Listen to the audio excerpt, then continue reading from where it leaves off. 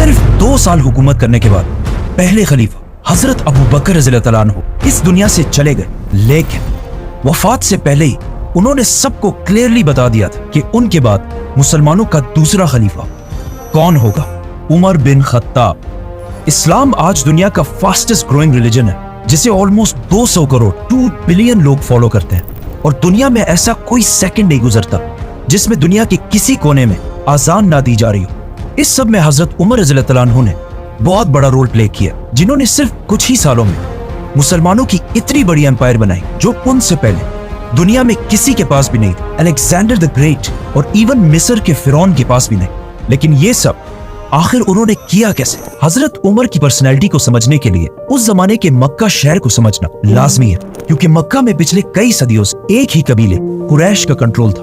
और आहिस्ता आहिस्ता कुरैश का ये कबीला इतना बढ़ चुका था कि कुरैश खुद भी बहुत सारे कबीलों में डिवाइड हो चुका था। और इन कबीलों के दरमियान अब मक्का में पीस बरकरार रखने के लिए हर कबीले को अलग अलग जिम्मेदारियां दी गई थी। कुरैश के 3 सबसे ताकतवर कबीले थे, जिसमें रसूलुल्लाह सल्लल्लाहु अलैहि वसल्लम के कबीले बनु हाशिम के पास कुरैश की रिलीजियस पावर थी, क्योंकि मक्का काबा की वजह से अरब के रिलीजन का सेंटर था। और बनु हाशिम के लीडर्स थे अब्दुल मुत्तलिब और उनके बाद अबू तालिब। कुरैश का दूसरा ताकतवर कबीला था बनु उमैया। ये कबीला कुरैश में सिर्फ और सिर्फ एक चीज की वजह से मशहूर था, पैसा। इसीलिए मक्का की सारी इकोनॉमी यही फैमिली बनु उमैया कंट्रोल करती थी। और इस कबीले का लीडर था अबू सुफियान। एंड लास्टली कुरैश का तीसरा पावरफुल कबीला बनु मखजूम था, जो मक्का में वॉरियर्स की फैमिली थी। इसीलिए मक्का में हर वॉर जंग की प्लानिंग यही फैमिली किया करती थी, और सबसे ज्यादा हथियार भी इसी फैमिली के पास होते थे। और बनु मखजूम का लीडर सबसे पावरफुल लीडर्स में से होता था, जिनमें से एक को अबू जहल के नाम से जाना जाता है। लेकिन हजरत उमर रज़ियल्लाहु तआला अन्हु का ताल्लुक इन तीनों कबीलों में से एक के साथ भी नहीं था। उनका ताल्लुक कुरैश के एक दूसरे कबीले बनु अदी से था, जो कुरैश के एम्बेसडर्स का कबीला था। मतलब कुरैश का तर्जुमान, स्पोक्स पर्सन ज्यादातर इसी कबीले से होता था। और जब भी कुरैश के आपस में कभी लड़ाइयां होती थी, उन लड़ाइयों को भी यही कबीला हल किया करता। और इनका लीडर था खत्ताब, हजरत उमर रज़ियल्लाहु तआला अन्हु के वालिद।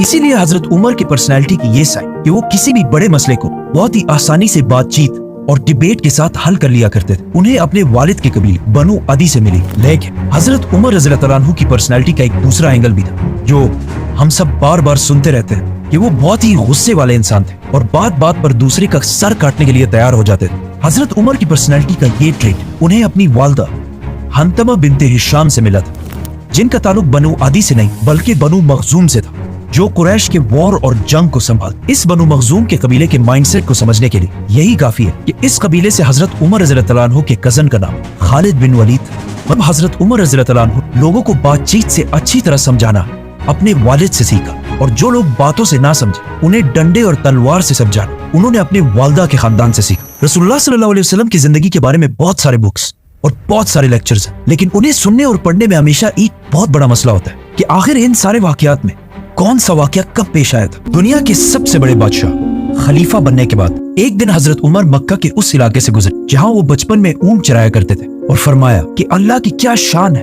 कि मेरी जिंदगी में एक वक्त ऐसा था कि मैं यहाँ ऊंट चराया करता था, और सिर्फ थोड़ी सी गलती पर भी मेरा बाप मुझे बहुत मारा करता था। और आज ऐसा दिन है कि मेरे और अल्लाह के दरमियान दुनिया में कोई भी नहीं। मतलब उस वक्त हजरत उमर रज़ियल्लाहु तआला अन्हु दुनिया की सबसे बड़ी एम्पायर के लीडर और दुनिया के सबसे ताकतवर इंसान बन चुके थे। उनसे पावरफुल कोई भी नहीं था सिवाय अल्लाह के। हजरत उमर रज़ियल्लाहु तआला अन्हु मक्का में आप सल्लल्लाहु अलैहि वसल्लम से 12 साल बाद पैदा हुए, और जवानी में बहुत टॉल और मस्कुलर होने की वजह से बहुत जल्द ही मक्का के सबसे ताकतवर रेसलर बन गए। मतलब कहा जाता है कि जब वो किसी ग्रुप में चल रहे होते थे तो ऐसा लगता था कि बाकी सारे जमीन पर चल रहे हैं और वो ऊंट पर बैठे हुए। मतलब आज के जमाने में अगर देखा जाए तो ऑलमोस्ट 6 फुट 6 इंच या 6 फुट 7 इंच की हाइट। फॉर एग्जाम्पल ये है नरेंद्र मोदी, एवरेज हाइट, और इनके पास खड़े ये हैं कतर के अमीर तमीम बिन हमाद। हजरत उमर और बाकी एवरेज लोगों में भी इतना ही हाइट डिफरेंस होता होगा या फिर इससे भी ज्यादा। इस सब के बाद आहिस्ता आहिस्ता हजरत उमर रज़ियल्लाहु तआला अन्हु अपने कबीले बनु अदी की लीडरशिप संभालने लगे और मक्का के बड़े बड़े सरदारों के साथ मीटिंग्स में बैठने लगे, और कुछ ही अरसे में कुरैश के सबसे टैलेंटेड एम्बेसडर बन गए। और इसके साथ ही उन्होंने अपना इंपोर्ट एक्सपोर्ट का बिजनेस भी स्टार्ट किया, जिसमें वो मक्का, यमन, सीरिया के बीच हर वक्त ट्रेवल करते रहते थे। और जब फाइनली हजरत उमर रज़ियल्लाहु तआला अन्हु की एज 27 हुई तो मक्का में रसूलुल्लाह सल्लल्लाहु अलैहि वसल्लम ने नबूवत का ऐलान कर दिया और इस्लाम की दावत देना शुरू कर दी। लेकिन हजरत उमर रज़ियल्लाहु तआला अन्हु ने कुरैश का एम्बेसडर और स्पोक्स पर्सन होने की वजह से इस्लाम की पहले सख्त मुखालफत और मुसलमानों के खिलाफ अपने मामू अबू जहल के साथ खड़े हो गए। इस्लाम से पहले हजरत उमर रज़ियल्लाहु तआला अन्हु की रेपुटेशन कोई इतनी अच्छी नहीं थी, क्योंकि वो बहुत सारे एंटी इस्लामिक एक्टिविटीज में इन्वॉल्व रहते थे, मतलब शराब और जुआ वगैरह, और इस्लाम से इतनी नफरत करते थे कि अपने एक गुलाम को सिर्फ मुसलमान होने की वजह से एक दिन उन्होंने इतना मारा कि खुद उसे मार मार कर थक गए। लेकिन जैसे जैसे वक्त गुजरता गया, आहिस्ता आहिस्ता हजरत उमर रज़ियल्लाहु तआला अन्हु की पोजीशन मुसलमानों के बारे में थोड़ी बदलने लगी।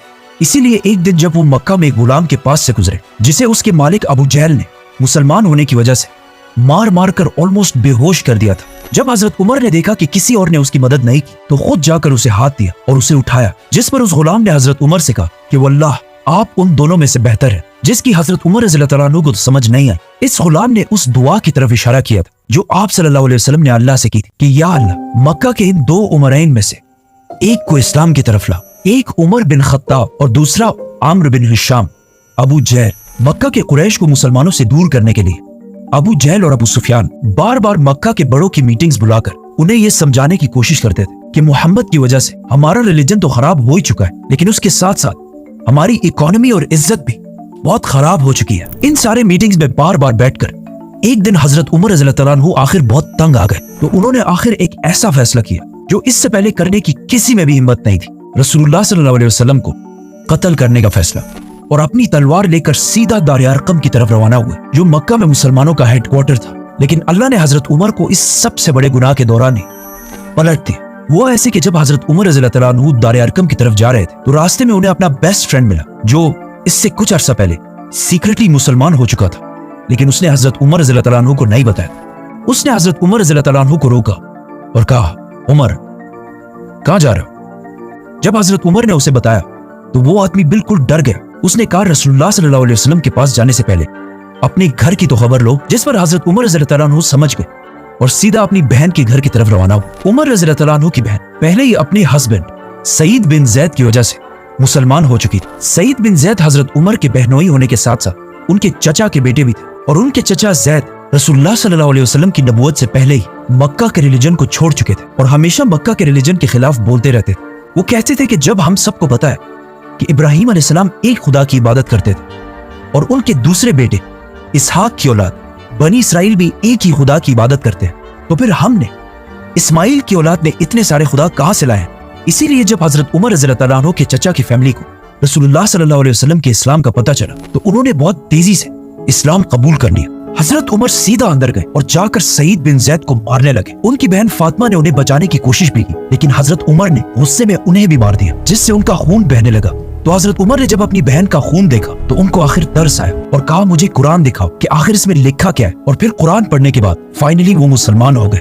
इस्लाम कबूल करने के बाद वो दोबारा दार अरकम की तरफ रवाना हुए, लेकिन वहां अब तक किसी को भी पता नहीं था कि हजरत उमर इस्लाम कबूल कर चुके। तो जब उन्होंने हजरत उमर को बाहर तलवार लेकर खड़ा हुआ देखा तो कुछ मुसलमान तो बिल्कुल डर गए, लेकिन हजरत हमजा रज़ियल्लाहु तआला अन्हु ने कहा, जो इससे कुछ ही अरसा पहले मुसलमान हुए थे, उन्होंने कहा कि उमर को आने दो, अगर उसकी नीयत साफ है तो ठीक है, लेकिन अगर उसकी नीयत सही नहीं है तो मैं उसी की तलवार से उसकी गर्दन उड़ा दूंगा। हजरत उमर अंदर आए तो आप सल्लल्लाहु अलैहि वसल्लम ने उनसे पूछा कि उमर, क्या अब भी वक्त नहीं आया कि तुम सच को समझ सको? जिस पर हजरत उमर ने आप सल्लल्लाहु अलैहि वसल्लम और बाकी सारे मुसलमानों के सामने इस्लाम कबूल कर लिया, जिस पर वहां मौजूद सारे मुसलमान जोर जोर से अल्लाहु अकबर के नारे लगाने लगे। अकॉर्डिंग टू मेनी सोर्सेस ये नबूवत का छठा साल था और हजरत उमर की एज 32 या 33 साल थी, और अब हजरत उमर रज़ियल्लाहु तआला अन्हु के साथ मक्का में मुसलमानों की तादाद 50 हो चुकी थी, जिनमें से 40 मर्द और सिर्फ 10 औरतें थी। हजरत उमर रज़ियल्लाहु तआला अन्हु के इस्लाम कबूल करने के बाद मुसलमानों के हालात बिल्कुल बदल गए, क्योंकि इससे पहले जिसने भी इस्लाम कबूल किया था वो ज्यादातर बहुत कमजोर लोग, इसीलिए हमेशा छुप कर इस्लाम कबूल करते थे। लेकिन हजरत उमर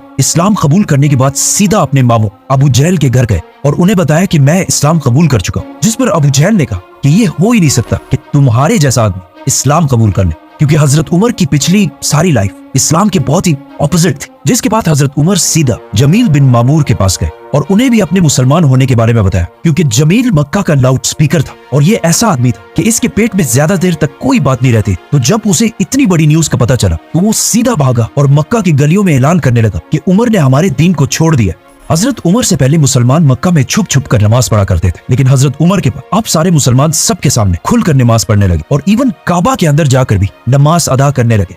इस सब के बाद हजरत उमर रज़ियल्लाहु तआला अन्हु ने अपनी सारी जिंदगी आप सल्लल्लाहु अलैहि वसल्लम और इस्लाम के लिए वक्फ कर दी और कुछ अरसे बाद मुसलमानों के साथ मक्का में अपने खानदान और सारी ताकत छोड़कर मदीना की तरफ हिजरत कर गए।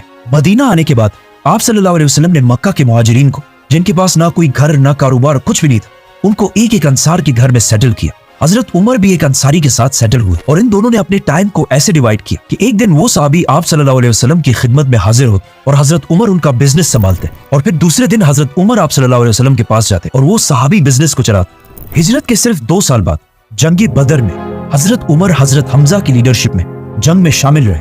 जंग जीतने के बाद हजरत उमर की राय ये थी कि हमें कैदी नहीं रखने चाहिए, लेकिन आप सल्लल्लाहु अलैहि वसल्लम और अबू बकर की राय इसके ऑपोजिट थी, जिसके बाद कुरान की एक आयत नाजिल हुई जिसमें क्लियरली हजरत उमर की राय को प्रेफर किया गया। इस डिसीजन और बाकी कुछ डिसीजंस की वजह से हजरत उमर का नाम अल फारूक रखा गया, व्हिच मींस हक को पहचानने वाला, सच का साथ देने वाला। बदर के 1 साल बाद ओहद की जंग और उसके बाद खंदक की जंग में भी हजरत उमर मुसलमानों की फौज में रहे और उसके बाद सुलह हुदैबिया के मौके पर आप सल्लल्लाहु अलैहि वसल्लम ने हजरत उमर को मक्का वालों से डील करने को कहा, लेकिन हजरत उमर ने यह मशवरा दिया कि आप मेरे बजाय हजरत उस्मान को डील करने के लिए भेजें, क्योंकि अब हजरत उमर रज़ियल्लाहु तआला अन्हु के मामू अबू जहल मर चुके थे और उनके बाद मक्का का नया पावरफुल सरदार अबू सुफियान जो हजरत उस्मान की कबीले वाला था, जिसे हम इस वीडियो में पूरा एक्सप्लेन कर चुके हैं। जिसके बाद मक्का वालों ने मुसलमानों के सामने एक ऐसी डील रखी जिसे देखकर लग रहा था कि मुसलमान इसे साइन करके बहुत बड़ी गलती करेंगे, लेकिन आप सल्लल्लाहु अलैहि वसल्लम ने सहाबा की राय को छोड़कर इस डील पर मोहर लगा ली, जिस पर कुछ सहाबा बहुत ही कंफ्यूज और नाराज हुए, जिनमें से एक हजरत उमर रज़ियल्लाहु तआला अन्हु भी थे। वो सीधा आप सल्लल्लाहु अलैहि वसल्लम के पास गए और उनसे पूछा कि क्या आप सच्चे नबी नहीं है? तो आप सल्लल्लाहु अलैहि वसल्लम ने कहा बिल्कुल। तो हजरत उमर ने कहा कि क्या हमारे दुश्मन काफिर नहीं है? तो आप सल्लल्लाहु अलैहि वसल्लम ने कहा बिल्कुल। जिस पर हजरत उमर ने कहा तो फिर क्यों हम उनकी हर बात मान रहे हैं, क्यों हम इनके सामने कमजोर बन रहे हैं? जिस पर आप सल्लल्लाहु अलैहि वसल्लम ने कहा कि मैं अल्लाह का रसूल हूं और मैं अल्लाह के हुक्म के खिलाफ कोई काम नहीं करता। इससे हजरत उमर खामोश हो गए। जिसके बाद आइंदा आने वाले कुछ सालों में जब उन्होंने देखा कि बहुत सारे लोग सुलह हुदैबिया की वजह से इस्लाम की तरफ आने लगे, तो उन्हें आप सल्लल्लाहु अलैहि वसल्लम के फैसले की समझ आई और फिर हमेशा अपने इन बातों की वजह से अल्लाह से माफी मांगते रहे। सुलह हुदैबिया के बाद इस्लाम इतने तेजी से फैलने लगा कि हजरत उमर रज़ियल्लाहु तआला अन्हु के कजन खालिद बिन वलीद ने भी इस्लाम कबूल कर लिया। इसके बाद हमेशा हजरत उमर आप सल्लल्लाहु अलैहि वसल्लम के साथ हर डिसीजन और हर जंग में साथ ही रहे और आप सल्लल्लाहु अलैहि वसल्लम ने हजरत उमर की बेटी हजरत हफ्सा से शादी भी की। फिर आखिर मक्का फतह होने के बाद जंगे तबूक में हजरत उमर रज़ियल्लाहु तआला अन्हु ने मुसलमानों की फौज को सपोर्ट करने के लिए अपनी सारी वेल्थ का आधा हिस्सा डोनेट किया। ग़ज़वे तबूक के कुछ ही अरसे बाद आप सल्लल्लाहु अलैहि वसल्लम इस दुनिया से चले गए, लेकिन जब ये खबर हजरत उमर तक पहुंची तो वो इतना शॉक हुए कि उन्हें इस पर यकीन ही नहीं आ रहा था। तो वो मस्जिद नबवी में खड़े हुए और अपनी तलवार निकाल कर कहा कि जो भी ये कहेगा कि रसूलुल्लाह सल्लल्लाहु अलैहि वसल्लम फौत हो चुके हैं, मैं उसकी गर्दन उड़ा दूंगा। क्योंकि आप सल्लल्लाहु अलैहि वसल्लम हमेशा कहते थे कि एक दिन मुसलमान रोमन और पर्शियन एम्पायर दोनों को फतह करेंगे। तो अब ये कैसे हो सकता था कि आप सल्लल्लाहु अलैहि वसल्लम ये सब हुए बगैर दुनिया से चले जाए? लेकिन हजरत उमर को इस बात का पता नहीं था कि अल्लाह एक दिन उन्हीं के हाथों ये दोनों एम्पायर फतह करेगा। जब मस्जिद नबवी के अंदर सारे गम और कंफ्यूजन में थे, तो हजरत अबू बकर रज़ियल्लाहु तआला अन्हु मिंबर पर चढ़े और समझाया कि हमारा मिशन आप सल्लल्लाहु अलैहि वसल्लम की वफात के बाद खत्म नहीं हुआ, बल्कि अब असली मिशन शुरू हुआ है। आप सल्लल्लाहु अलैहि वसल्लम की वफात के वक्त मदीना के कुछ लोग आप सल्लल्लाहु अलैहि वसल्लम के बाद अपना नया बादशाह चूज करने लगे। तो अचानक हजरत उमर और अबू बकर वहां पहुंचे। उसके बाद जो हुआ हम इस वीडियो में पूरा एक्सप्लेन कर चुके हैं। इन शॉर्ट हजरत उमर रज़ियल्लाहु तआला अन्हु ने जब देखा कि वहां हालात आहिस्ता आहिस्ता बिगड़ रहे हैं, तो उन्होंने हालात को कंट्रोल करने के लिए सबसे पहले हजरत अबू बकर के हाथ पर बैत कर ली, जिसके बाद आहिस्ता आहिस्ता बाकी सारों ने भी आकर हजरत उमर के हाथ पर बैत कर ली और इस तरह हजरत अबू बकर उमर रज़ियल्लाहु तआला अन्हु की वजह से मुसलमानों के पहले खलीफा बने। अबू बकर रज़ियल्लाहु तआला अन्हु के खलीफा बनने के बाद हजरत उमर रज़ियल्लाहु तआला अन्हु मुसलमानों के इस एम्पायर सेकंड इन कमांड थे। मतलब अगर हजरत अबू बकर बादशाह थे तो हजरत उमर उनके वजीर आजम थे और उन दोनों ने बाकी सहाबा के साथ मिलकर पूरे अरब को दोबारा यूनाइट करने की कोशिश की। आखिर जंग यमामा के बाद अरब तो दोबारा यूनाइट हो गया, लेकिन इस जंग में बहुत सारे हाफिज कुरान शहीद होने की वजह से ये खतरा था कि कहीं कुरान के बारे में मुसलमान आपस में इख्तिलाफ में ना पड़ जाए। इसीलिए सबसे पहले हजरत उमर के जहन में आइडिया आया कि हमें फौरन कुरान को एक बुक की शक्ल में कंपाइल कर लेना चाहिए। मतलब आज दुनिया के सारे कुरान जो बुक्स की तरह लिखे गए हैं, उन सब का थोड़ा सा क्रेडिट हजरत उमर रज़ियल्लाहु अन्हु को जाता है। अरब यूनाइट करने के बाद खलीफा अबू बकर रज़ियल्लाहु अन्हु के हुक्म पर मुसलमानों ने सीधा पर्शियन एम्पायर पर हमला कर दिया और उनसे कुछ ही महीनों में यह सारा इलाका फतह कर लिया। और पर्शियन एम्पायर पर हमले के साथ साथ मुसलमानों ने एक ही टाइम पर रोमन एम्पायर पर भी हमला कर दिया। लेकिन पर्शियन एम्पायर की तरह मुसलमानों को रोमन एम्पायर में इतनी कामयाबी नहीं मिल रही थी। खालिद बिन वलीद रोमन एम्पायर में नहीं बल्कि पर्शियन एम्पायर में थे। इसीलिए हजरत अबू बकर रज़ियल्लाहु अन्हु ने खालिद बिन वलीद की तरफ एक लेटर भेजा कि वो सीधा अपनी आधी फौज लेकर रोमन एम्पायर की तरफ जाए। जैसे ही खालिद बिन वलीद वहां पहुंचे, वो बहुत तेजी से रोमन एम्पायर के सारे इलाके को फतह करने लगे और आखिर रोमन एम्पायर की मेन सिटी दमास्कस को हर तरफ से घेर लिया। नाउ मुसलमानों की इस एम्पायर को चलाने में हजरत अबू बकर और हजरत उमर की राय ज्यादातर हमेशा सेम ही होती थी, सिवाय एक मसले के।